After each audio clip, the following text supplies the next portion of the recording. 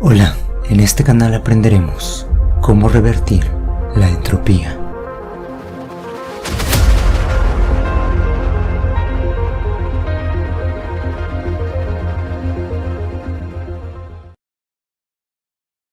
Hola, bienvenidos a Cómo revertir la entropía.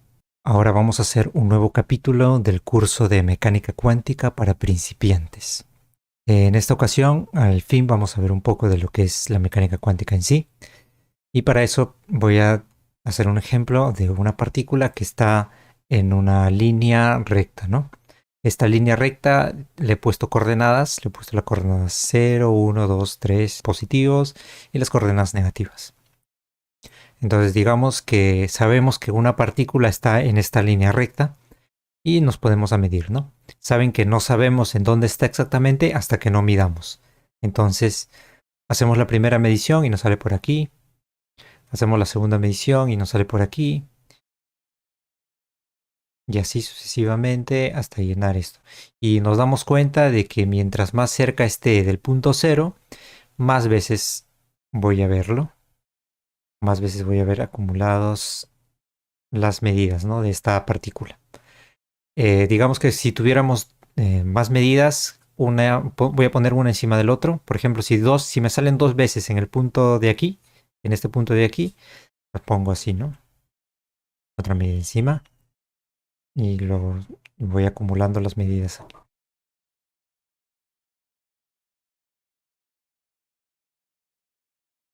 Como vemos, las partículas se agrupan más en los puntos cercanos al cero en lugar de los puntos extremos. Entonces, si quisiéramos hacer la función de estado de esto, pues sencillamente, ya saben cómo ponemos los diferentes estados. Pero acá hay un detalle, y es que, por ejemplo, ¿no?, la partícula podría estar en la posición 0, como también podría estar en la posición 0.1, o también podría estar entre esos dos valores, ¿no? Por ejemplo, en el punto 0.05. Y bueno, cualquier valor dentro de este intervalo. Y como sabemos, hay un intervalo infinito de valores. Hay infinitos valores entre 0 y 1. Así que la manera de ponerlo, voy a hacer esto. Voy a poner el estado, digamos el estado -5.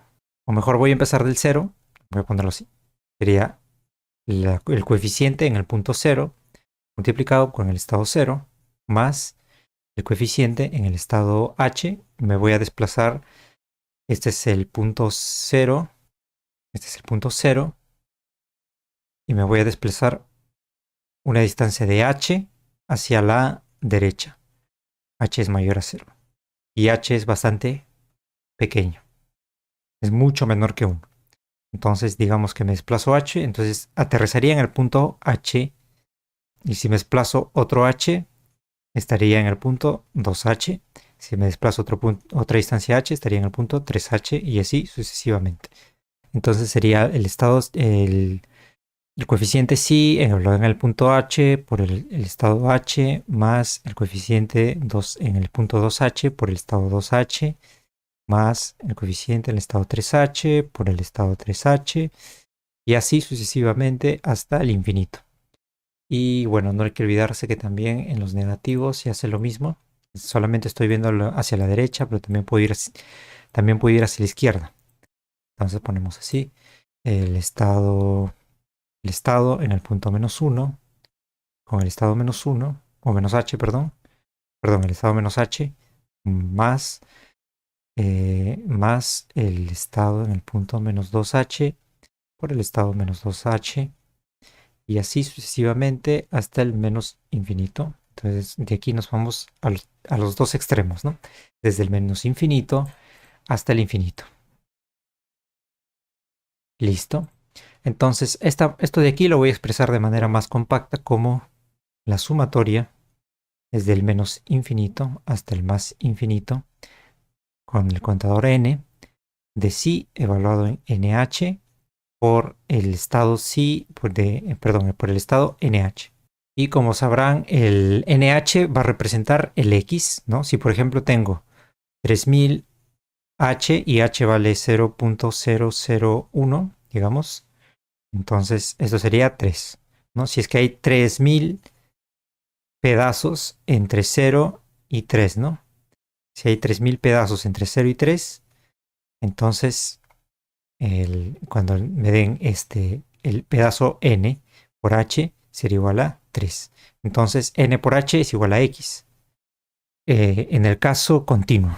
Entonces esto de aquí, esta sumatoria infinita, se puede escribir también como una integral desde el menos infinito al más infinito, diferencial de x por el estado sí en x, por el estado, la posición, por el estado x, ¿no? Por el coeficiente sería sí de x, sí evaluado en x, donde sí es una función, multiplicado por el estado x, diferencial de x, ¿no? Ese sería todo el estado.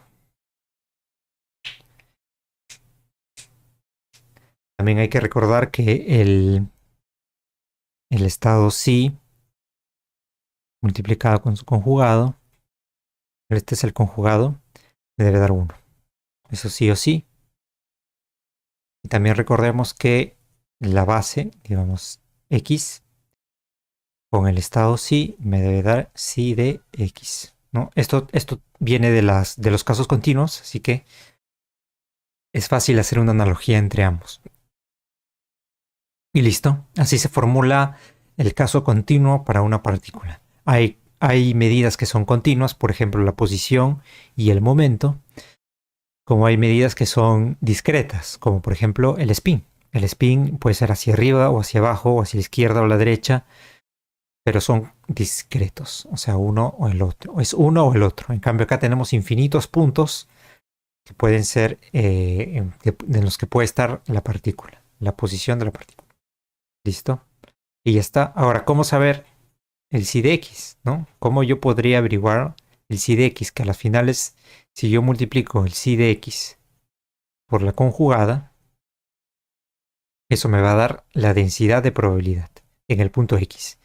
Y bueno, ¿y para qué nos sirve la densidad de probabilidad? O sea, no nos dice qué tan probable es que esté en un punto, sino qué tan probable, o sea, le tengo que poner en la integral, digamos que yo quiero saber qué tan probable es que esté entre 0 y 2. ¿Qué tan probable que la partícula esté en esta región? Pues pongo la integral de 0 a 2 de la densidad de probabilidad. Y esta sería la probabilidad de que la partícula esté entre 0 y 2. Y listo. Esa sería la manera. Ya, entonces si yo tengo la función de sí, puedo tener la densidad de probabilidad y por ende la probabilidad. Ahora, ¿cómo hallo la función sí? Sí de x, ¿no? En este caso, sí de x. Bueno, lo que podríamos hacer es resolver la ecuación de Schrödinger. Habíamos dicho que el operador hamiltoniano por el estado es igual a IH barra por el estado sí. Ah, perdón, por la derivada. Me faltó la derivada. Derivada del estado sí. Ahora sí. Entonces, usando esta ecuación, nos va a salir el, el operador sí, ¿no? El operador sí. Que a las finales si tenemos perdón, el operador, el estado sí.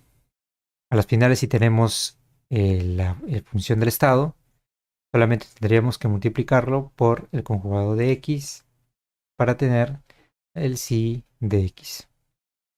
Ahora, pero bueno, ¿qué es el hamiltoniano? Ahora sí, podemos conectar la mecánica cuántica con la mecánica normal, ¿no? De siempre. Entonces voy a hacer espacio.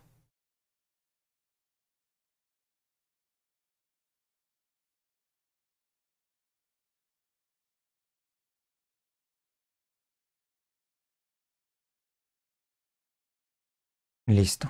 Entonces aquí voy a poner que esto es lo voy a poner acá a la derecha. Y esto es el caso cuántico. Y aquí voy a poner el caso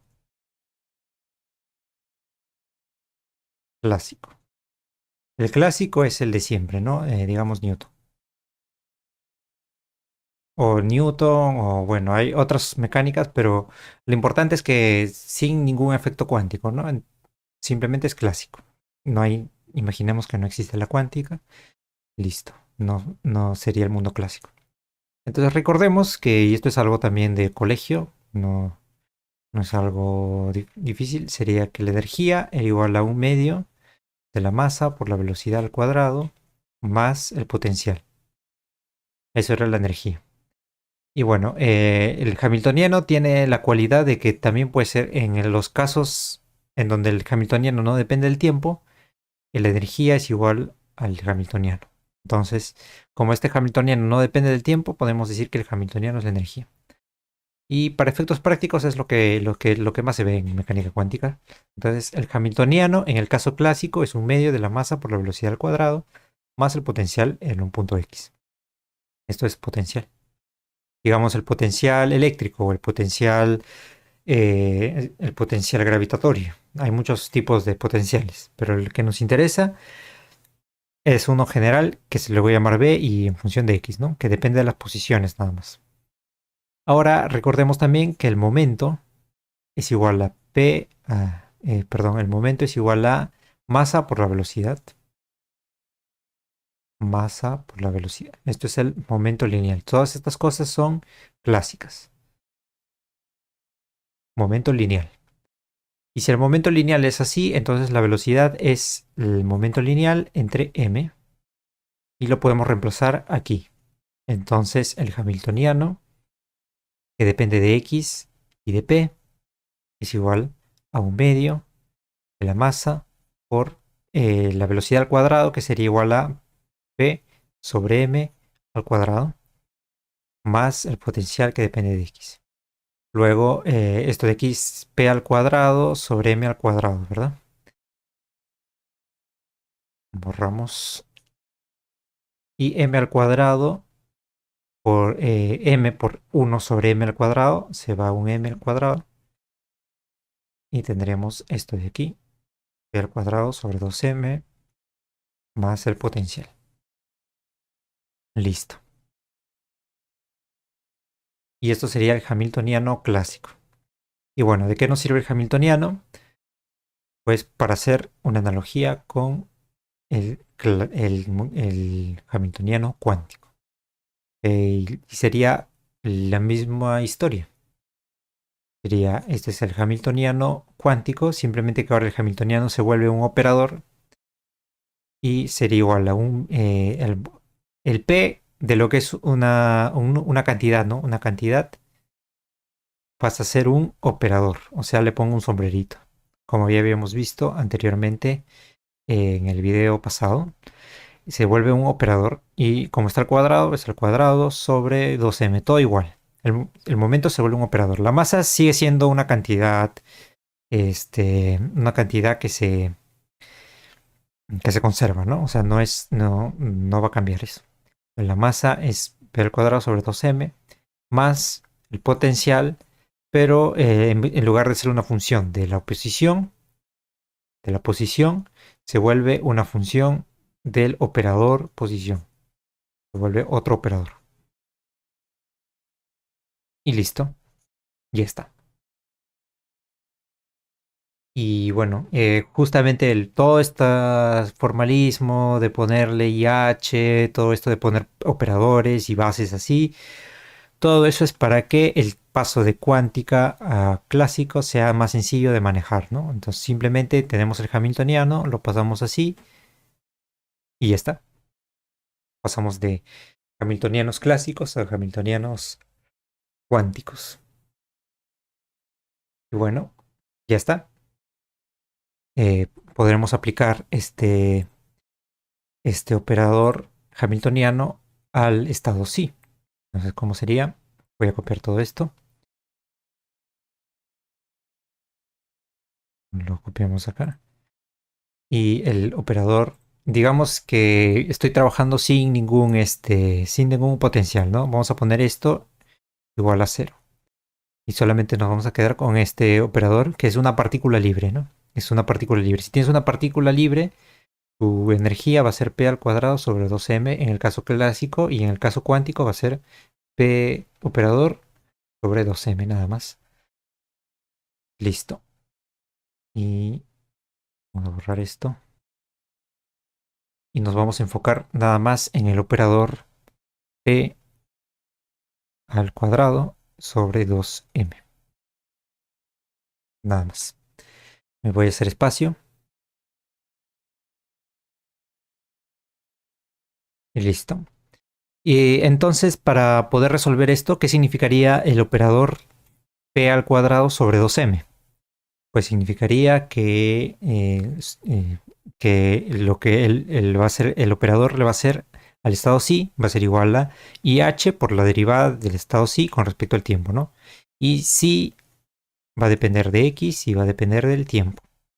En el caso de una dimensión. Si tenemos dos dimensiones, el sí va a depender de X, de y del tiempo en dos dimensiones.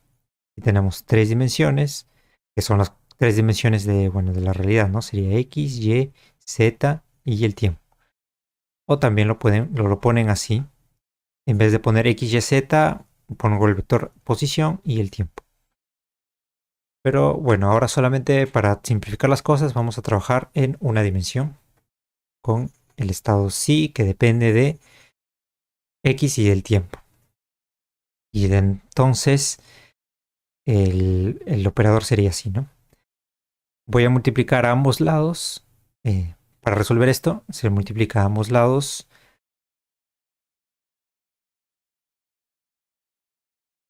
por el operador conjugado, ¿no? Digamos, otro color, por el operador X. Y aquí también por el estado X conjugado, perdón. Así es, el estado X conjugado. Entonces tendríamos esto. Como esta es una derivada solamente del tiempo, vamos a sacarlo y sale como una derivada parcial. Y el IH también lo saco, IH barra. Como es una constante, no pasa nada. Aquí sería X con sí. Sí depende del tiempo. Depende del tiempo. Luego aquí lo mismo, simplemente que ahora, ¿cómo saco este operador? El operador P es igual en la base. Si estamos trabajando en la base X, o sea, si lo multiplicamos por el X conjugado, ¿no? Si estamos trabajando en esta base, entonces el operador P sería IH por la derivada parcial de X. Y listo. Entonces ponemos así. El P al cuadrado, pues, ¿cómo hay P al cuadrado? Elevo al cuadrado esto. Sería menos H al cuadrado por la derivada. Ah, si elevo esto al cuadrado es como decir, aplicarlo dos veces, ¿no? Aplicarlo dos veces sería igual a aplicar IH por la derivada parcial de X. Y eso aplico de nuevo, IH por la derivada parcial. Las derivadas son operadores también. Entonces, IH por IH sería menos H al cuadrado, porque I por I es menos 1. Y el aplicado dos veces, la derivada parcial sería la segunda derivada parcial. O sea, derivo dos veces con respecto a X. Aquí sería menos H al cuadrado. Como está el 2m, o el 2m. Y sería si de...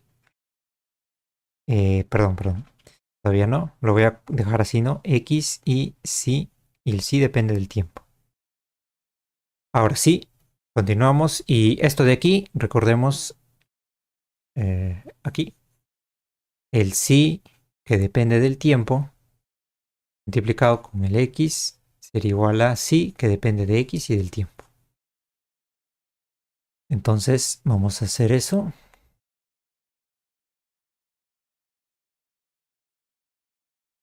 Sería menos h al cuadrado sobre 2m con la segunda derivada.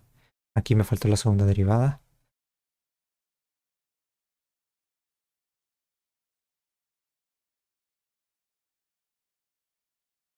La segunda derivada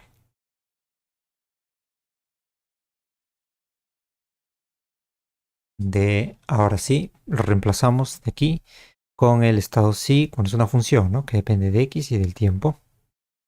Y eso va a ser igual a IH por la derivada parcial respecto al tiempo de si de x.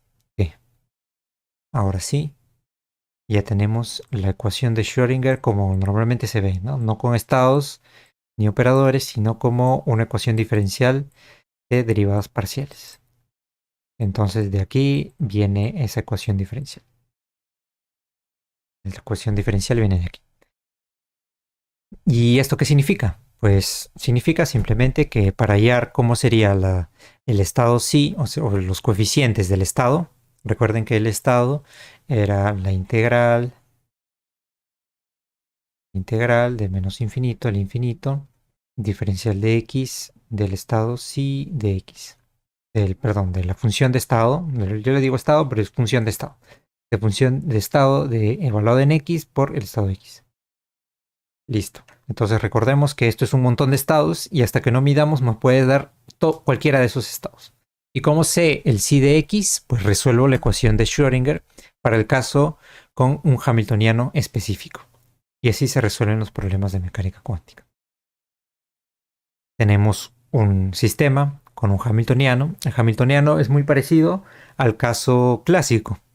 Lo movemos al caso cuántico simplemente transformando los momentos, el momento lineal, por el operador momento lineal, transformando el potencial por el operador potencial.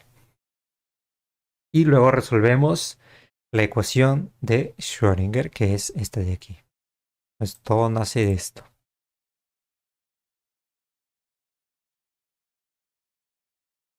Listo. Todo nace de aquí. Y entonces resolviendo esto me sale la ecuación de Schrödinger para una partícula libre. Una ecuación cuántica, perdón, es una ecuación diferencial de derivadas parciales. Es una ecuación diferencial de derivadas parciales. Y listo, eso sería todo de lo que es la mecánica cuántica para principiantes. Aquí ya nos hemos saltado, hemos hecho un salto bastante grande matemáticamente, hemos visto ya integrales, diferenciales, ecuaciones diferenciales, pero eso sí ya es imposible explicarlo si es que no tienen un conocimiento previo de esto. Pero más o menos si lo tienen, creo que ya se entiende cómo es la mecánica cuántica. Bueno, no se desarrolló de esta manera, se desarrolló más bien primero aquí y luego aquí, pero formalmente hablando, ya con todo ya en orden, históricamente, primero se parte de acá y luego se llega acá, a esto. Y listo, si saben un poco de integrales, creo que lo pueden entender. Pero si no, ya saben que simplemente significa que es un estado, que es, una vez resolvamos la ecuación de Schrödinger, resolvemos esta ecuación y nos sale el sí en función de x y de t, ¿no? Resolvemos eso y nos sale esto. Luego, una vez nos sale esto, que en realidad la solución de esto son ondas. Son ondas de esta forma, ¿no? Y e a la i kx menos omega. Así. Son ondas de esta forma. Por eso se le dice función de onda. Son ondas de este tipo y luego simplemente para saber la probabilidad multiplicas, ¿no? Multiplicas sí con el sí prima igual a la probabilidad, la densidad de probabilidad, ¿no? De x. Nada más, como ya habíamos visto. Luego, nada más. Bueno, y eso sería todo. Espero que les haya gustado. Hasta aquí llega el curso. Más adelante ya haremos algo más a profundidad. Voy a hacer un curso de matemática para justamente entender todas estas cosas que ya se vuelven muy pesadas conforme se va avanzando. Así que voy a hacer un curso de matemática desde cero para que puedan entender todo este formalismo matemático, ¿no? Más allá de los conceptos, creo que para los conceptos hay buenos videos en internet de los experimentos y todo de manera más divulgativa, pero formalmente ya se puede entender como que los operadores son observables y los estados son vectores. Ya habíamos dicho vectores y los operadores son matrices y listo. Entonces espero que les haya gustado. Más adelante vamos a profundizar más, no se preocupen. Son temas muy, muy, muy complejos y muy profundos que tienen un montón de ramificaciones. Pero para entenderlas, pues la matemática es necesaria. Si no, estamos perdidos, no sabríamos qué hacer. Listo, entonces, gracias por haber visto hasta aquí. Nos vemos a la siguiente y en el siguiente curso de matemática que viene próximamente. Gracias y hasta luego.